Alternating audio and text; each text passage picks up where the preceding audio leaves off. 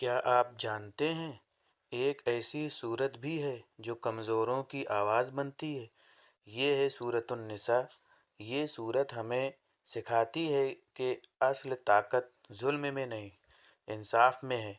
یہ صورت ہمیں سب سے پہلے ایک اہم بات یاد دلاتی ہے، ہم سب ایک ہی انسان سے پیدا ہوئے ہیں، یعنی نہ کوئی بڑا نہ کوئی چھوٹا، اللہ کے سامنے سب برابر ہیں۔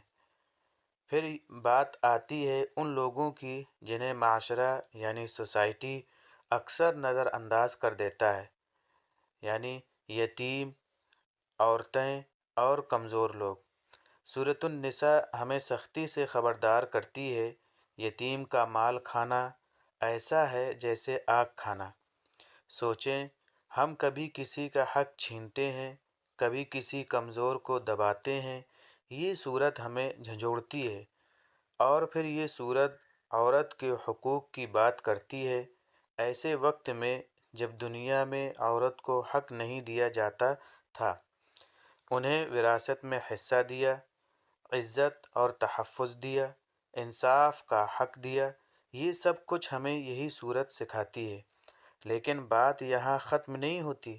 یہ صورت ہمیں ایک اور بڑی حقیقت بتاتی ہے، انصاف کرو، چاہے وہ تمہارے اپنے خلاف ہی کیوں نہ ہو۔ یہ وہ معیار ہے جو ایک مضبوط اور کامیاب معاشرہ بناتا ہے۔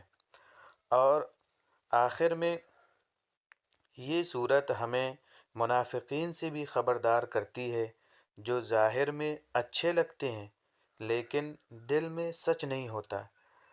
اگر ہم چاہتے ہیں کہ ہماری زندگی میں سکون ہو، ہمارا معاشرہ مضبوط ہو، تو ہمیں سورۃ النساء کے اس پیغام کو اپنانا ہوگا کہ کمزوروں کا حق دو، انصاف قائم کرنا اور سچ کے ساتھ کھڑے رہو۔